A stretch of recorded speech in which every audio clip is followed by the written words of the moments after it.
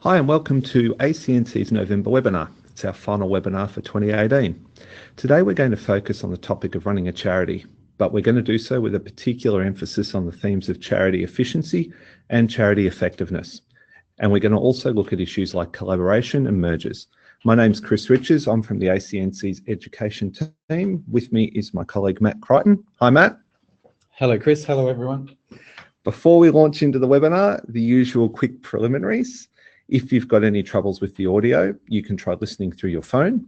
You can call the number listed in the email you will have received upon signing up and put in the access code and listen to the webinar that way. You can also ask a question at any time through the webinar by using the tools in the GoToWebinar panel on your screen.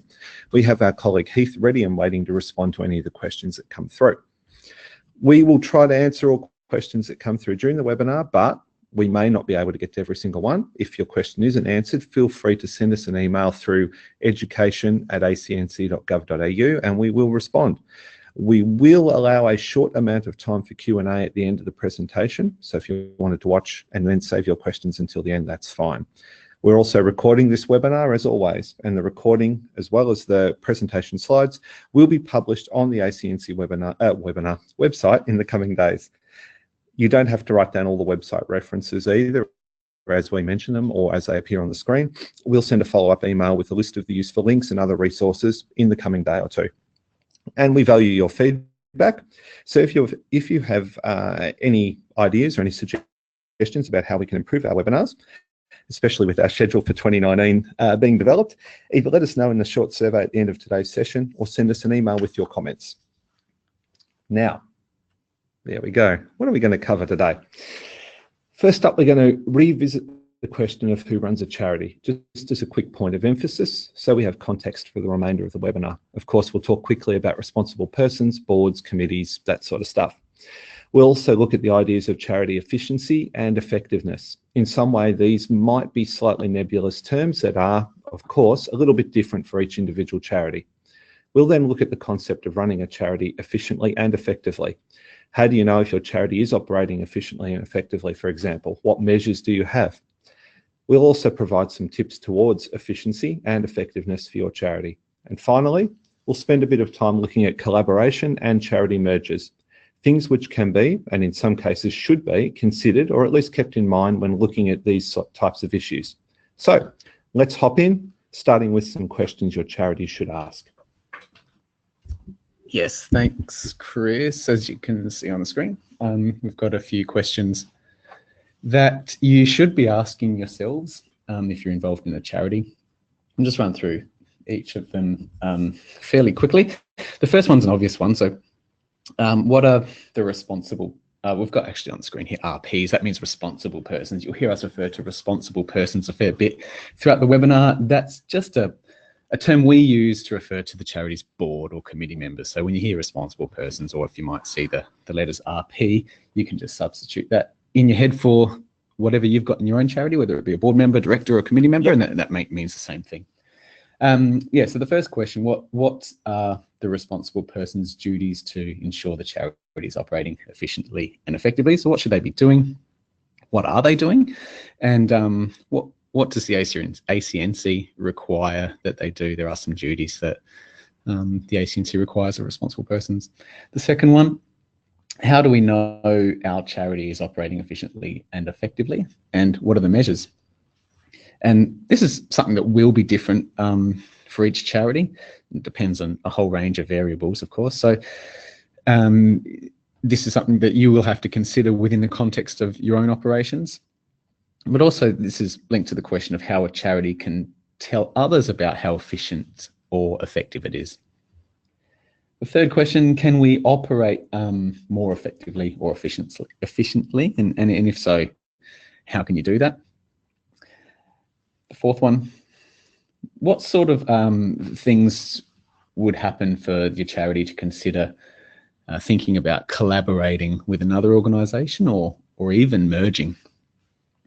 That can be a bit complicated, but it's something that a charity board, the responsible persons of the charity that is doing a good job should keep in the back of their mind. It's always something that might there might be some situations where the idea of a collaboration or a merger pops up and it's worth considering. And if a charity does go down that path, the final question there is, what would it need to do if it's to collaborate or to merge?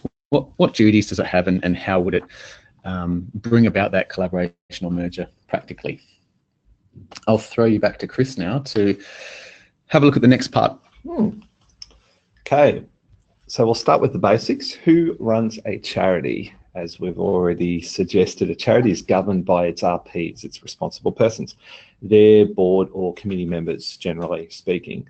The duties of responsible persons are spelled out in ACNC Governance Standard 5. Now, there are 7 duties. All of them are important, but what we've done today is highlight 3 of them that perhaps are of more specific importance to the efficient and effective running of a charity.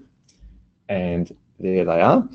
Duty 1 is to act with reasonable care and diligence. Obviously, that's something that responsible persons need to do in all their efforts, but guiding and monitoring what a charity does, it does cover the ideas of effectiveness and efficiency in an organisation.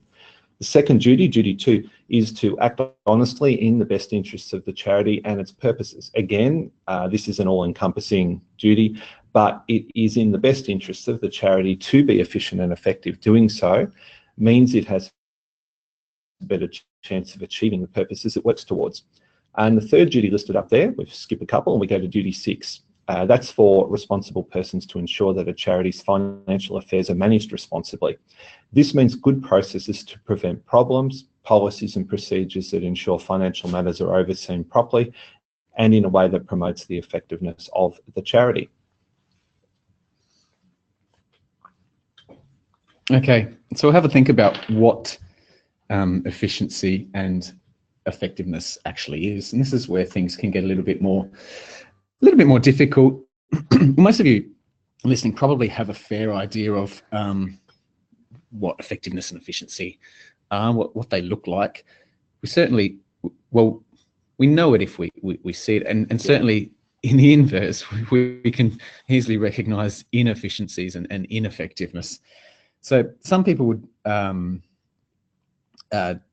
define the two as efficiency being, particularly with money and donations, the wise use of resources and getting the most out of the resources that a charity has. It doesn't have to be financial, but it's often one of the considerations that people have for efficiency is the financial aspect.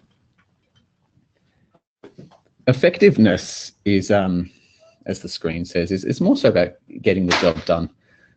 So we've got on there fulfilling aims, completing projects, running programs, that sort of thing to achieve the goals of the organisation. In a sense, if you combine the two, efficiency and effectiveness, you get a good idea of the direction that a charity should be getting towards. But as we said at the beginning, this is going to look different for different charities, and that will depend largely on the sorts of activities, projects and programs that they run. Measuring it, which we'll get onto in a moment, is another thing, and that's certainly dependent on what a charity does. And I'll pass you over to Chris again to just give an overview of how to measure efficiency and effectiveness. Yeah, thank you, Matt. It's something that's going to vary. We've already mentioned it a couple of times. We'll mention it again. It's going to vary. These measures of how an individual charity might measure efficiency or effectiveness will vary depending on the makeup of the charity, what you do, its size, all of those sorts of variables. It can, at this stage, it becomes a little bit harder to speak about these sorts of things in a general sense. You know, charities are different. How, say, an environmental charity might measure effectiveness and efficiency in its own circumstances will probably vary from how a charity which, say, helps the homeless or those sleeping rough will measure those two things. So you need to be aware that this is an these concepts are universal, but how they apply to you it becomes very individual. It becomes very specific to what you do, and I guess the character of your charity, of your organisation. Of course, there are outside perceptions of what efficiency and effectiveness might be, and what a charity looks at when examining its own efficiency and effectiveness may well differ greatly from those outside perceptions, from the perceptions of the general public and others. When some people look at these things, they might look at how a charity raises money and how many people look at fundraising and perhaps even favour fundraising without a lot of outlay from the charity. Some look at these sorts of issues as keeping staff numbers to a minimum, running a charity on the smell of an oily rag, pretty much, doing lots for very little outlay, operating without any or too many overheads or administration costs. Some of these measures of effectiveness and efficiency are not necessarily the most valid or even the most correct. As we detail on the ACNC website, reasonable admin costs are reasonable. Most charities can't run merely on that smell of that oily rag. They need to allow for realistic admin costs. Reasonable fundraising costs are also acceptable, as long as they can be justified by the charity. Charities can keep money in reserve. They can make a surplus. All these things are part of prudent financial management. They're also part of being efficient and effective. Now, you'll notice as we've gone along, or as I've chatted the last couple of minutes, the repeated use of the word reasonable. What is reasonable in these areas will again depend on the charity involved. We've got some guidance on a number of these topics. You can see some of those links at the bottom of the slide on your screen there, on admin costs, on fundraising, spending reserves, surpluses, that sort of stuff. We would recommend go and have a look at them, go have a bit of a read through, get a bit of a feel for what we would deem, or what the ACNC would deem to be reasonable, and go from there.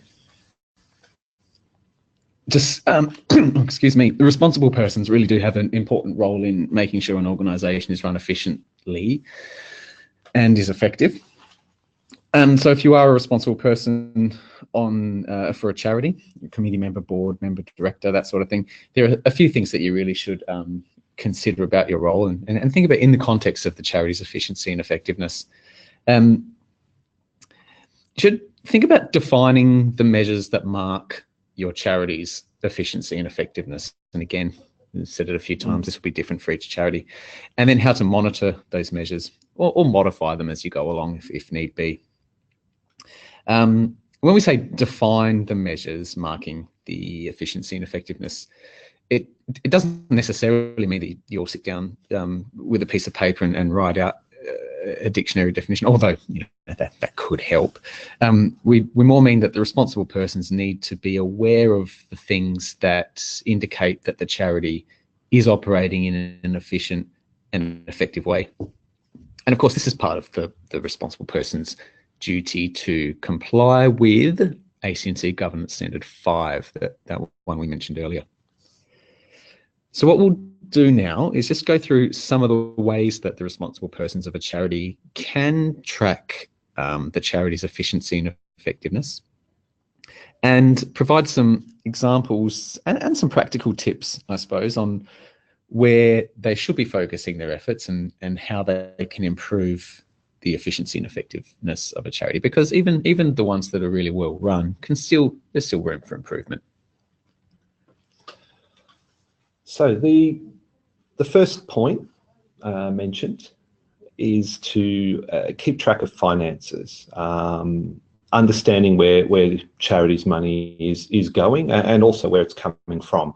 And from a responsible person's perspective, asking questions about those finances, and especially about anything that looks a little bit inefficient or in need of improvement.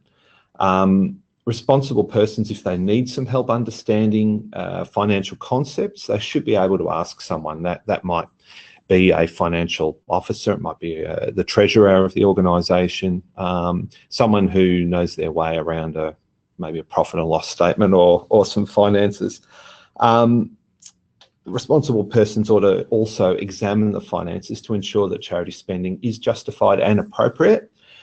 For example, admin cost spending is reasonable and that it contributes to charity effectiveness, or that money that is being spent to raise funds is, again, reasonable or necessary. And there's always, again, the option of not spending money on raising money. So that's, again, something that should be in the back of your mind all the time and floated over the committee or board table when appropriate. Second point is to be across charity activities and work. Responsible persons need to know what their charity is doing. I mean, that sounds pretty obvious, but they also need to be knowledgeable enough about it to be able to, I guess, discern whether the work that is being done efficiently, whether it's effective, whether it's having the desired effect, and whether questions should be getting asked and where necessary improvements are made. They need to be informed and active in discussions and deliberations. We've said this in a number of webinars throughout this year, that responsible persons can't just sit there and nod their heads. They have to be informed, they have to be active, they have to know what's going on around them and be able to raise concerns, ask questions, and those sorts of things to ensure that they're very involved in the running of the charity. It's a good idea also to talk to people inside and outside the charity. It provides good perspective on your organisation and its work. Responsible persons should never get into a situation where they are isolated from their charity's people or from any worthwhile perspectives coming in from outside the charity.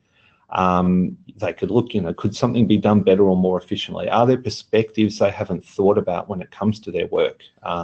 Maybe perspectives from those on the ground, though volunteers, staff members, helpers, supporters, that sort of thing, or those with knowledge in specific areas.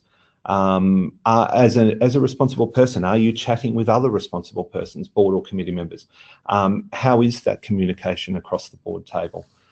These are the sorts of questions you should ask. So that's 3. We've got a couple more on the next slide, and I'll let Matt talk about those 2. Yeah, just a couple more, but that's a really important point. It's one worth reiterating, that if you're on a board, don't let yourself get disconnected from the work of the charity on the ground, and it might be very different things for very different charities, but the board should be really across all the work that the charity does and should know it at that sort of that basic fundamental frontline level. And it will allow the board to make more informed decisions and better decisions, really, if they know what the charity is doing on a daily basis. We did mention finances. One of the things that an organisation, responsible persons for a charity should do is check the figures, and that comes with checking projects and programs, and ask questions. So if you are engaged with that frontline level, as we described, you should be able to ask questions of the people there and really make sure that you've got a clear understanding of what's going on. Keep up with all the financial reports and know where the money's being spent, what sort of tenders and contracts are out there, and if you are getting, I suppose, the best bang for your buck. There might be some people, organisations, companies, or whatever that you use, subcontractors that might be doing a better job for less money. Yeah, but I've never sort of just sit pat, and if you've got a contract or if you've got a tender or an agreement with someone to provide a service or something like that, never sit pat, never say, oh, well, this is good enough, it'll be good enough forever, because things change. And be actively looking when required, and be aware that things do change, and you might, by looking around, get a better deal somewhere, or you might find an alternate sorts of funding or provision of services from somewhere as well. Exactly, and know what's coming down the pipeline. Although you can't know everything that's going to happen in the future, all diligent, responsible persons will be aware of sort of trends and issues and external forces that may have an effect on a charity's work and its capacity to get the job done. So, for example, are there other funding sources available that you've heard of through your contacts or other people? Is there a new grants program available from certain organisations or even government? And are there new ways of doing things? Have you come across a new piece of technology or a new approach or something that you learned at a conference somewhere that could be applied to the way your charity does things? It's important to be across these things and think about how they can be applied to your organisation and the work it does. Now, before we kick off a webinar, anyone who wishes to register and attend often has the opportunity to throw a question our way prior to it, and one that we received quite a lot of queries about, so much so that we've ended up putting in a couple of extra slides in this presentation, is about meetings and about the efficiency and effectiveness of meetings. Now we've touched on a couple of issues just in the last few minutes, and look, this is an important consideration, important measure of efficiency and effectiveness. Responsible persons should be thinking about and discussing how their meetings are going, how efficient, how effective they are. We've all sat in on meetings that seem to meander along, don't go anywhere, no decisions are made, or if they are made, they seem to take very, very long time. Poor meeting practices can be among the most obvious signs of inefficiency. Meetings that don't achieve anything also clearly impact on a charity's effectiveness. We've got a few pretty simple tips to address the issue. First up, is to ensure your meeting is being staged in accordance with your charity's rules. That's the first basic point. Before the meeting, ensure you've got a proper, well-structured agenda and get it out to attendees beforehand so they know what's coming up. They're not going to be blindsided by anything, and they're prepared to discuss and engage. Invite the right people to the meeting, especially if you're talking specialist, I guess, topics, or you might be getting a report on a project or something like that. Get the project manager and get the treasurer or finance officer in. Ensure you have a quorum so that the decisions you make are actually valid. Now, during the meeting, start on time. Don't dilly-dally. Stick to the agenda that you've got prepared. Try not to get sidetracked. Discuss issues properly, but don't hinder meeting effectiveness by wandering off on tangents all the time. Ensure you've got a chairperson to oversee the meeting. Have them in place and ready to go. Have someone whose job it is to take notes during the meeting. That includes recording the decisions that are made, discussions, movers and seconders of motions, that sort of thing. What this does, it displays transparency in decision making and improves efficiency later on when you're preparing the minutes. And finally, again, ensure you follow the rules that you have in place for meetings. Yeah, just make sure you set this out from the beginning too, so that way you can enforce the rules halfway through the meeting and it's not going to come across as if someone's being singled out or targeted because you didn't want to hear what they in particular had to say. So if you say from the outset, look, we're going to keep on time, we're only going to discuss what's on the agenda, other things can be discussed at a later date or another time, you can just remind people of that as you sense the meeting going off on a tangent or people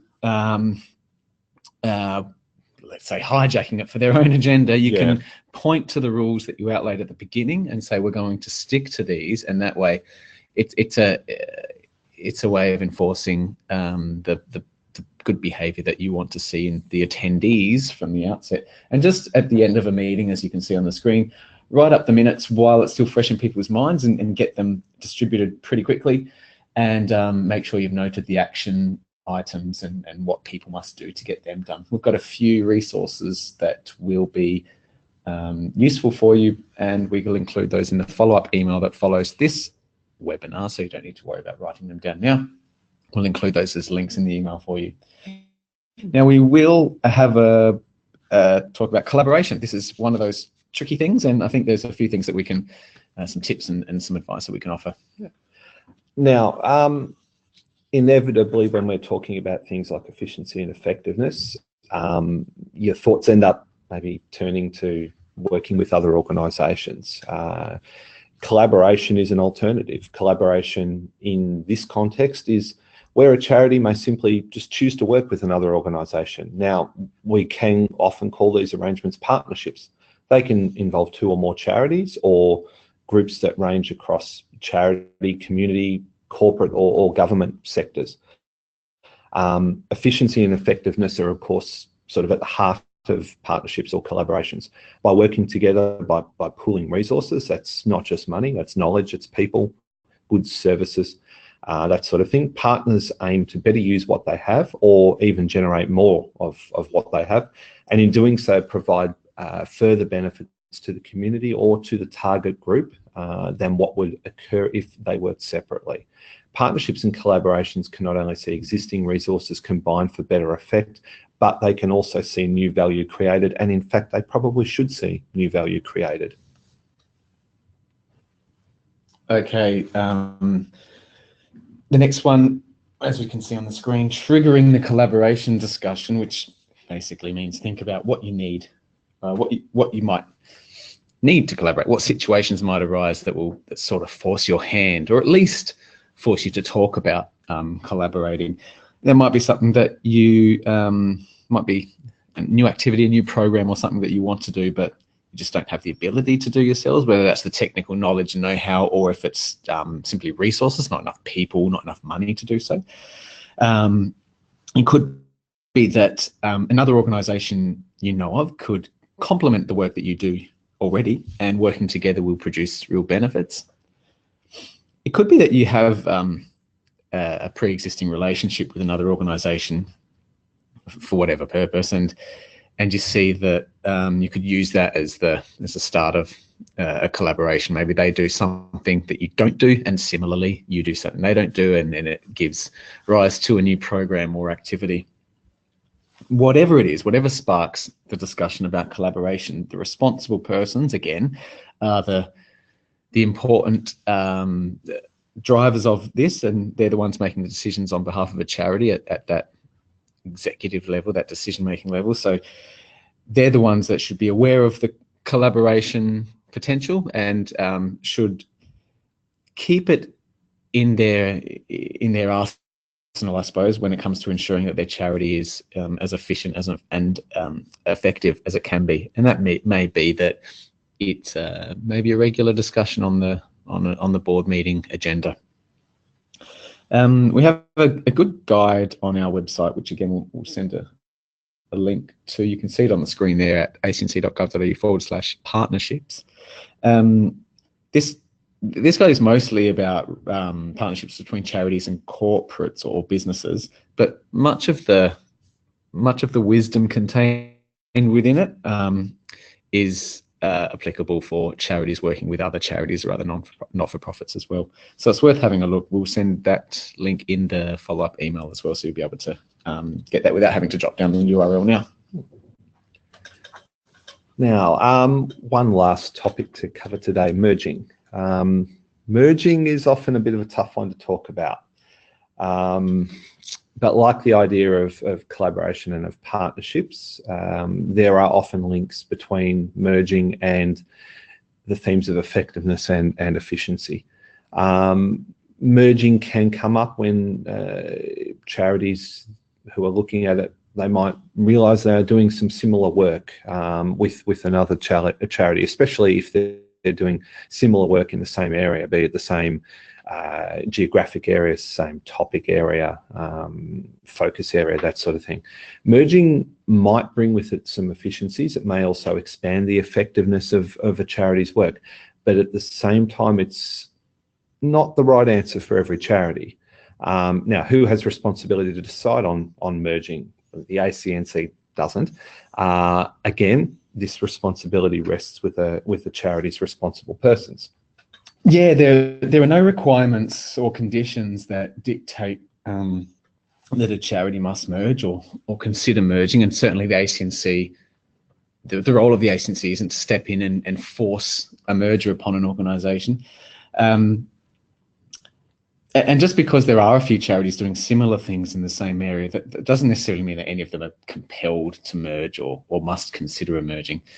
Though, having said that, it may be a prudent discussion to have if a charity is struggling, one of the charities in a similar area doing similar things is struggling, or maybe it's not as efficient as it could be, or not as efficient as the others doing the same work in the same area, it may be that a merger is just a sensible discussion to have. It's something that you shouldn't necessarily shy away from. Of course, it means that an organisation is effectively closing down in the sense that it's no longer the thing that it used to be, but that might just be one step in its evolution, and it becomes a new and better organisation if a merger was the right thing for the charity.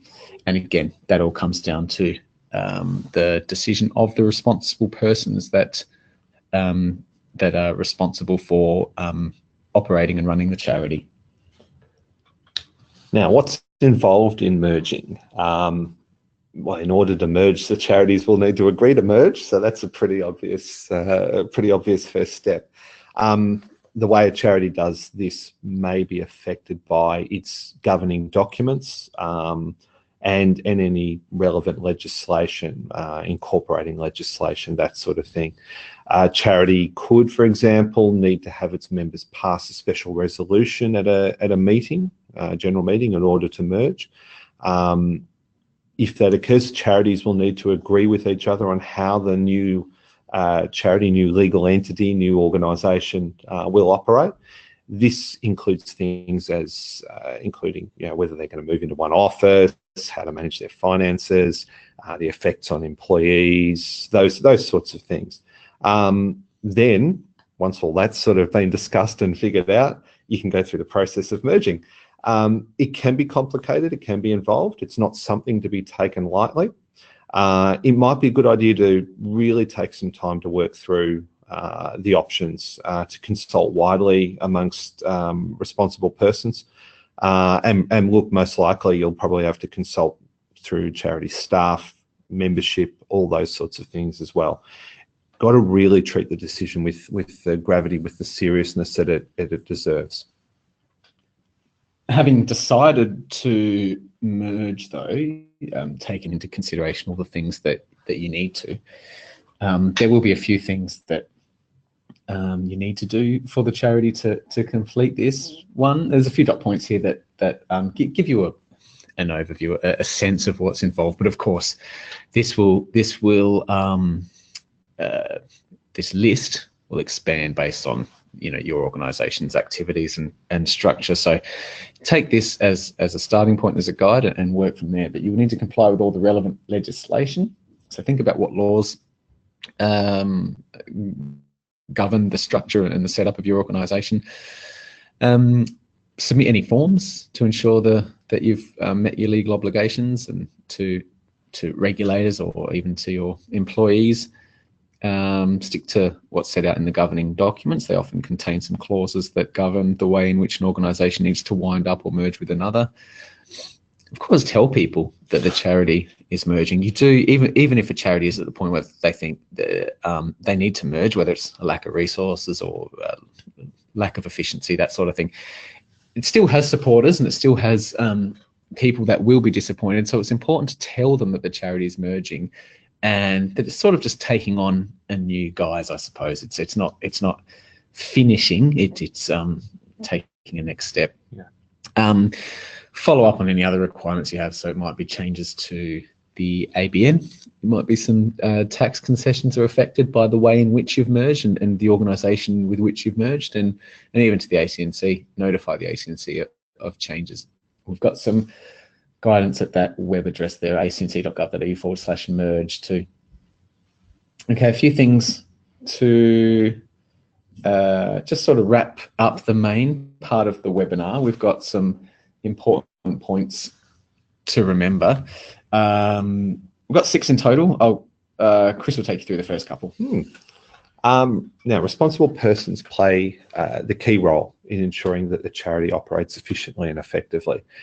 This is not only in their duties to comply with Governance Standard 5, which we've mentioned previously, but also in making decisions on efficient and effective charity behaviour.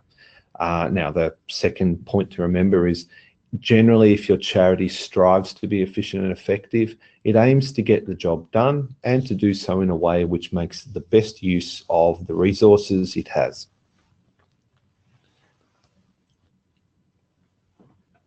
Yes, but of course, how each charity measures efficiency and effectiveness will differ, and it will differ according to a whole range of factors, that being the aims of the organisation, what it does, its priorities, its the nature of the work, its location, all of these things. And public perceptions of charity efficiency and effectiveness may vary depending on how your organisation measures them or defines them.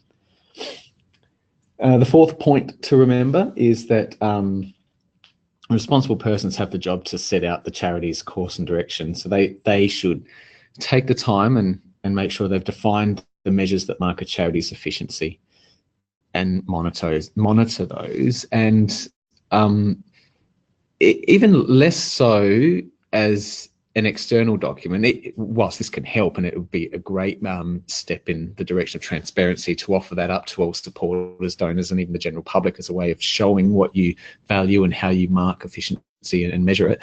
But particularly for internal work processes and decisions, if you've got that document, or if you've got that, whatever it may be, clearly understood by all the people involved in the charity, and they're working towards the same goal, with the same understanding of the mark of efficiency and how to monitor it, then that can be much easier and lead to much better outcomes.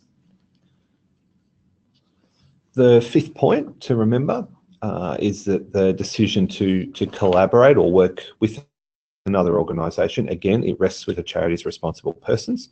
They should be aware of what collaborations may offer, and that might include the potential for improved efficiency and effectiveness. Sixth point is that, of course, merging is another option for charities to discuss, but it is a rather more permanent option. If a charity makes a decision to merge, there are plenty of I's to dot and T's to cross. It is not a decision to make lightly. No, that's for sure. It's an important one to consider seriously, but just know that once you've made that decision, it's I was going to say impossible to undo, but maybe not. Very close to impossible to undo. Impossible, yeah. Far harder to undo, I think. Yes. Yeah. All right. We've had a few questions pop up as we've gone along throughout the webinar. If you've been waiting for the chance to answer questions throughout, now's the point to send them through. We'll see if we can get to as many as we can. One that did pop up that we thought we would share so everyone can get something out of it is asking about collaborations, and more specifically it's asking about how do we know if the collaboration that an organisation is part of is operating efficiently and effectively? Okay, so that's a pretty good question. So there's one thing to know that your own organisation may have some inefficiencies that you want to cover, but once you decide to get into a collaboration to improve things, how do you know then that collaboration with the other organisation is working efficiently and effectively? Chris, I'll let you take this one. What can we say to this? Regular reviews would probably, and that sounds boring, but it's something that needs to be done. If you're working with another organisation, you can't be working in a silo. You've got to set aside some time with your partner organisation or people from it to have a chat, to sit down, to review how the collaboration or how the partnership is traveling along. There might be times where you might need to review the aims of the arrangement, the divvying up of the work and the responsibilities that go with it. And also just a general sort of look to make sure it's as efficient and as effective as it could be. There are some things that perhaps you should sort of think about, I guess, whether the work within the partnership or the collaboration is divided up fairly and reasonably. Not too much falling on one side or the other. You know, the amount of work that you do is good for the amount of resources you're putting in, the size of your organisations and that sort of stuff. Whether the collaboration itself has still got support, wide support from within both organisations. Does the collaboration still do things in an efficient way? Is it still the most efficient way to achieve what your aims are, what you're trying to do? If it isn't, then maybe it's time to reshape the collaboration, seek out alternatives, that sort of thing. Again, is it making the best use of the resources that it draws on? Is there flexibility in the partnership? Is there an ability or is there a willingness to change, to be flexible, to make alterations, to change the course of things if required? And again, we mentioned earlier, the world doesn't stand still. So if there are things that are happening, if there's some ideas, if there's some approaches that could help efficiency in the partnership, consider them. Is it something that we look at? Learn from things also that haven't worked, recognise things that have, and through all this, communication is the key. You've got to be talking. Again, you can't be in a silo, so keep talking. Okay, we've had a couple. Oh, actually, just before we do get onto another one, that's an important thing to keep in mind at the beginning of the collaboration. So think about things maybe not continuing in the way that you would like them to way down in the future, so that you mean when you set up the conditions on which you've collaborated with another organisation, there is flexibility within the arrangement, within the agreement to change things or to review things and that sort of thing. So it's important to, this is not necessarily being negative or foreshadowing bad things or things going wrong. It's just having the foresight to know that you will want to adjust or tinker with things later on. So make sure you've got that leeway in the agreement at the beginning, which will make it so much easier later on. We had a question about mergers, and just in particular, if there is a way that a charity has to report a merger to the ACNC. And the short answer is no, there isn't a particular way to report a merger, and an organisation doesn't have to report a merger, but they do have to report or notify of particular changes to their charity that will inevitably come through a merger. So it depends on what happens with the merger. If effectively one organisation is, let's say, taken over by the other, in that one organisation in effect ceases to exist, its ABN is no longer registered, and it sort of fits under the existing structure and ABN of another organisation. Well, in that sense, it might be that the organisation notifies the ACNC that it's no longer operating and will have its registration cancelled. It might be that both organisations are effectively cancelled in their current state and they form a new organisation, in which case both would have to notify that the organisations are no longer have ABNs registered and that sort of thing, and then you would have to register the new organisation that comes up in its place. So it depends on the context of the merger itself and depends on what details have changed. But no doubt the process of any merger will result in changes to a charity that do require some notification to the ACNC. The best thing to do is have a look on our website to have a look to see what are the required notifications, and if any of those change as a result of a merger, then that's the thing that you will need to get in touch with the ACNC about.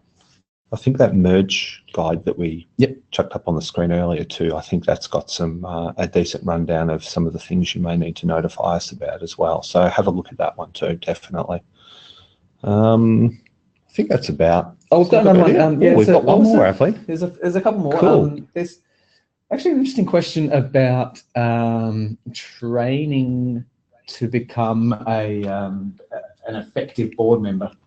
Yes. That's a good question. It's one we get a fair bit on a range of topics. If what kind of training can individuals do to become more effective as a responsible person. I suppose one thing we would say is participation in things like this. This is not just plug our own webinar program, but it's really the reason we run them, to help people become effective, responsible persons on charity boards, and to be able to, I suppose, improve the aggregate running of charities across Australia. So paying attention to these sorts of things. There are other organisations out there that run similar webinars, seminars, these sorts of things that are often free. Sometimes they might take a token fee. Of course, it goes without saying, it's a bit redundant to say that some are more expensive than others, but have a look and see which is most effective for your organisation. And just, I know Chris has got something to add on this point, but I'll just jump in and say, although we are sort of socially conditioned to expect charities to not spend anything on admin costs and that sort of thing. This is the sort of thing that it's probably worth considering. Of course, excessive spending is not allowed really, and it's something that the agency could potentially look at, but reasonable spending on admin costs may involve reasonable spending on training modules or courses for your responsible persons to become better at the roles that they have. And again, as we've said throughout this webinar, this will look different for all charities. Some have much bigger budgets than others, some have bigger boards, smaller boards, some have existing expertise on a board. You might have 3 lawyers and 3 accountants already on your board, so you've sort of covered in the legal and financial areas. So you probably wouldn't need to send them on a sort of cheap course to understand financial statements. But for another organisation, it may be something that you want to consider. One other thing to think about too, away from just I guess a formal training environment, is if you have new board members jumping in, helping out,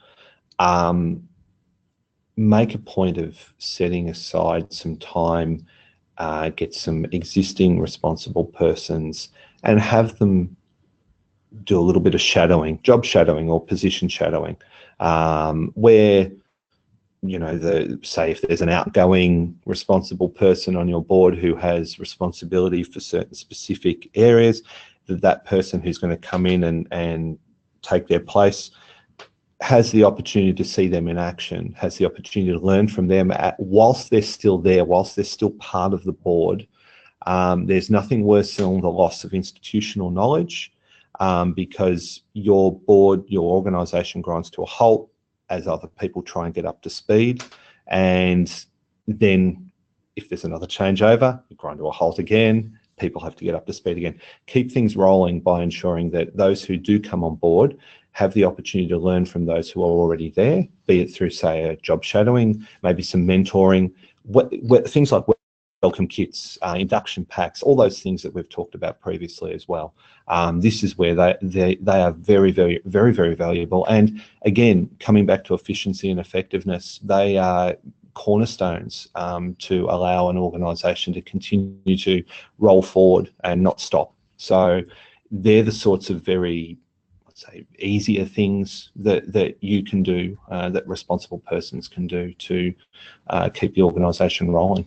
And just on some of those just external courses too, just to make a bit of a search a little bit easier than going to Google and saying, how do I become an effective RP, responsible person? There are some resources that we often will tell people about. So our community has some great resources online. I think Not-for-Profit Law is another one that you could check out.